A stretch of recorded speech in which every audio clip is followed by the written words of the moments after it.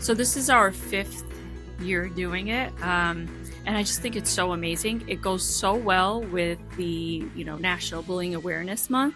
It's a fun activity to sort of close the month.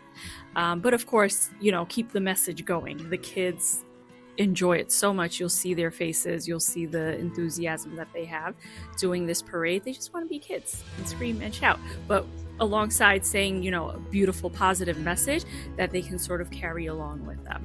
I just had a student stop me and say, "Oh, I'm so excited. I'm so excited." So seeing that, seeing them happy about something that is so positive sort of makes it all worth it.